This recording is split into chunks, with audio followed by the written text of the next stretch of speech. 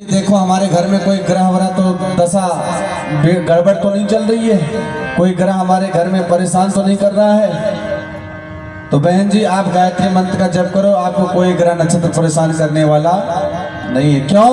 क्योंकि ग्रह नक्षत्र ब्रह्मांड घने, ग्रह नक्षत्र ब्रह्मांड घने, सब गतिवान तुम्हारे फेरे, सब गतिवान तुम्हारे। और एक बहन जी कह रही थी पंडित जी अभी हम यहाँ आने के बाद ही पंडित जी संतान नहीं हो तो क्या करें। हमने कहा पहली बात तो इलाज करवाओ, डॉक्टर के पास ले जाओ, इलाज करवाओ और इलाज के साथ साथ गायत्री मंत्र का जप करवाओ। नियम संयम से गायत्री मंत्र का जप करें और साथ साथ इलाज भी यानी दवाई भी करें। कोई प्रॉब्लम हो तो उसका ठीक भी हो, उसके साथ साथ माता गायत्री कृपा। और अगर ऐसा हुआ तो संततहीन सुसंतति पावे, संततिहीन सुसंतति पावे, सुख संपत्ति युत मोद मनावे, सुख संपत्ति युत मोद मनावे। और कुछ लोग कहते पंडित जी हमारे घर में कोई ऊपरी बवाल तो नहीं, ऊपरी बवाल यानी भूत प्रेत तो नहीं है। अगर भूत प्रेत हो तो क्या करें घर में?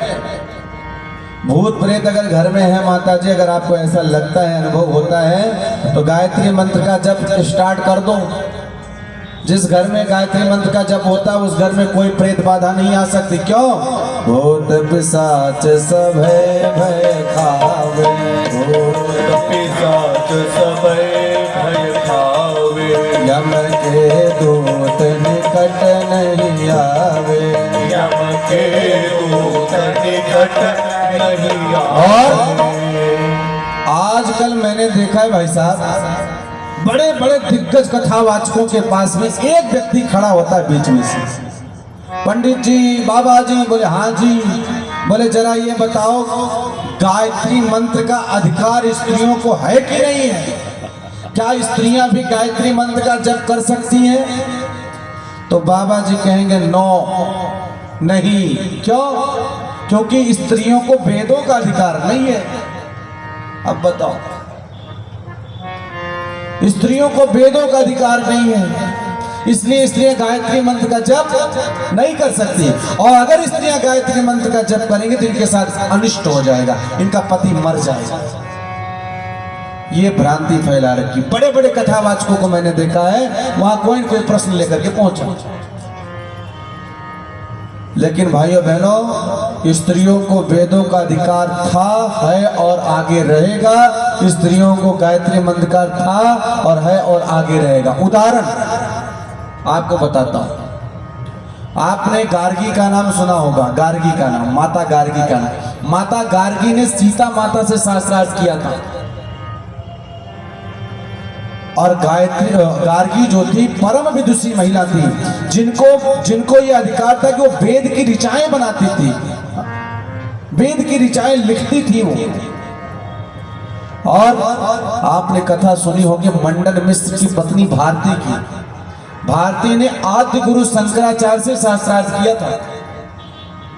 जब मंडन मिश्र हारने लग गए तो भारती ने आकर के कहा अभी तो आपने केवल आधे शरीर से शास्त्रार्थ किया, अभी आधा तो मैं बाकी हूं, अब मेरे से करो। और कहते हैं जब भारती ने शास्त्रार्थ करना शुरू किया तो एक ही प्रश्न पूछा था। आद्य गुरु शंकराचार्य जी ने कहा आई एम सॉरी, मैं 6 महीने के बाद उत्तर दूंगा। विद्योत्तमा का नाम आप लोगों ने सुना होगा, विद्योत्तमा का नाम परम विदुषी महिला थी। बड़े बड़े उससे विद्वान आते थे, शास्त्रार्थ करते थे और हार जाते थे। भाइयों बहनों, क्या उस विद्योत्तमा को वेदों का ज्ञान नहीं था? क्या उस मंडन मिश्र की पत्नी को वेदों का ज्ञान नहीं था? क्या माता मदालसा जो अपने बच्चों को गर्भ से कहती थी बेटा शुद्धोसी बुद्धोसी निरंजनोसी संसार माया न प्रवृत्तोसी, ये कहाँ का मंत्र? वेद का मंत्र है ये। वेदों का अधिकार नहीं था।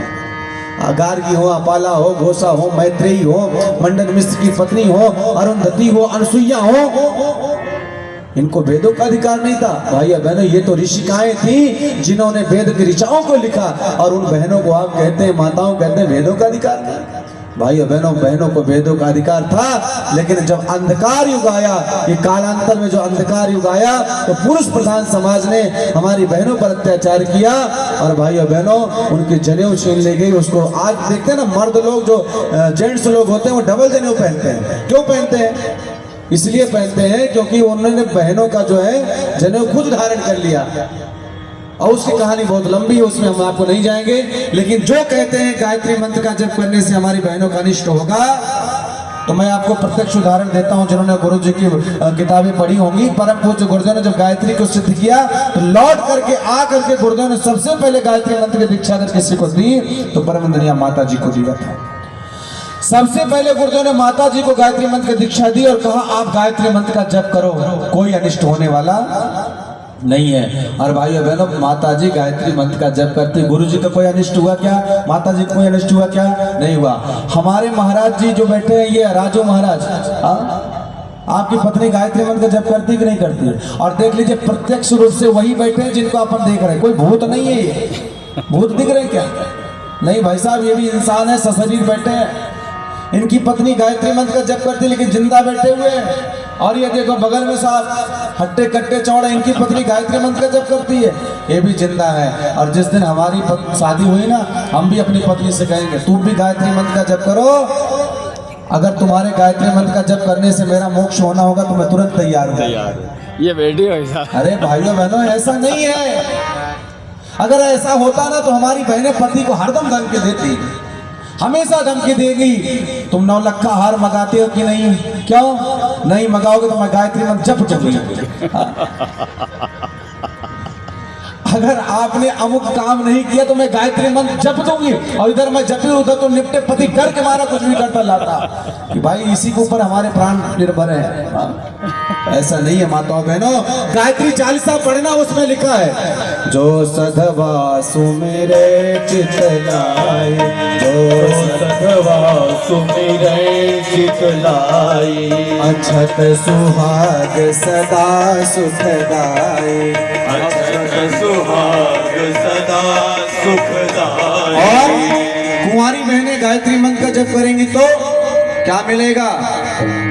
घर वर सुख प्रद लहे कुमारी, घर वर सुख प्रद लहे कुमारी, विधवा रहे सत्य व्रत धारी, विधवा रहे सत्य व्रत धारी। जो जो शरण तुम्हारी आवे, जो जो शरण तुम्हारी आवे, सो मन वांछित फल पावे, सो मन वांछित फल पावे। बोले गायत्री माता की जय।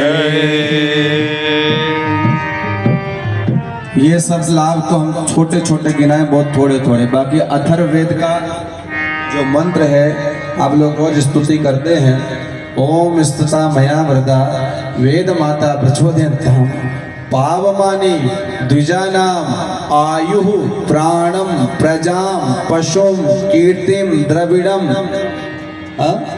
आगे 2 चीज और मिलती, मह्यम दत्वा व्रजत ब्रह्म। क्या नहीं मिलता गायत्री का जप करने से? सब कुछ देने वाली है माँ गायत्री। बस यही है कि बड़े भाव के साथ, श्रद्धा के साथ गायत्री की साधना हमें करनी चाहिए। और अगर साल भर 2 साल गायत्री मंत्र की साधना करने से आपको लाभ नहीं मिल रहा है तो गायत्री जाप छोड़ मत देना कि 2 साल में कुछ हुआ नहीं तो आगे पता नहीं होगा कि नहीं होगा। विश्वास करना, हो सकता है आपके जो जन्म जन्मांतर के पाप ताप संताप हैं उसको गायत्री मंत्र नष्ट कर रहा है। हो सकता है जो आपकी आत्मा पर लगे हुए मलाक्षेप हो, गायत्री मंत्र उसको साफ कर रहा हो। भाइयों बहनों, कथा आती है, आप लोगों ने सुना होगा माधवाचार्य की। हाँ, माधवाचार्य ने 13 वर्षों तक गायत्री की साधना की थी वृंदावन में। जब गायत्री सिद्ध नहीं हुई तो भाग गए, वहां से पहुंच गए काशी। और काशी में जाकर के उन्होंने उनसे एक तांत्रिक से उनकी मुलाकात हुई तो तांत्रिक से पूछा मैं किसकी साधना करूं जो हमारे सामने प्रकट हो जाए? उसने कहा भैरव की साधना करो। भैरव की साधना 1 वर्ष तक करी तो भैरव प्रकट हो गए। कहाँ? अदृश्य रूप में, केवल बोलते हैं। बोले वरदान मांगो, वरदान मांगो, मैं संतुष्ट हूँ, मैं प्रसन्न हूँ। तो उन्होंने कहा पहले जो है हमारे सामने आइए। बोलिए हम आपके सामने नहीं आ पाएंगे। क्यों नहीं आ पाओगे? इसलिए नहीं आ पाए क्योंकि आपके मस्तक पर जो गायत्री का तेज है, जो ब्रह्म तेज है, उस तेज के सामने मैं टिक ही नहीं सकता, क्योंकि तुम तो गायत्री साधक हो। तो माधवाचार्य ने कहा जब आप हमारे सामने आ ही नहीं सकते तो हमें वरदान क्या देंगे, जरा आप इतना ही बता दो कि 13 वर्षों तक हमने गायत्री साधना की, सफल क्यों नहीं हुई, सफल क्यों नहीं है? तब भैरव ने कहा कि तुमने जो 13 वर्षों तक साधना करी उससे तुम्हारे जो जन्म जन्मांतर के पाप संताप थे वो नष्ट हो रहे थे, तुम्हारा प्रारब्ध कट रहा था। और जब गायत्री सिद्ध होने का नंबर आया तब तुम गायत्री की साधना छोड़ करके भाग गए। अगर 1 वर्ष जा करके पुनः गायत्री की साधना करोगे, गायत्री माता तुम्हारे सामने प्रत्यक्ष रूप से प्रकट हो जाएंगी। और भाइयों बहनों, माधवाचार्य दोबारा वृंदावन आकर के फिर गायत्री की साधना करते हैं और अब की बार साक्षात गायत्री माता उनके सामने प्रकट हो गई और उन्होंने कहा माधवाचार्य तुम्हें क्या चाहिए, मैं तुम्हारे प्रसन्न हूँ, जो वर मांगना है मांगो। माधवाचार्य ने कहा माँ मुझे कुछ नहीं चाहिए, बस इतना कृपा करो कि मैं समस्त मानव और प्राणी के कल्याण के लिए एक दिव्य ग्रंथ लिखना चाहता हूँ। माँ इतनी शक्ति दो कि उस ग्रंथ को पढ़ करके लोग उससे स्वस्थ हो जाए, ठीक हो जाए।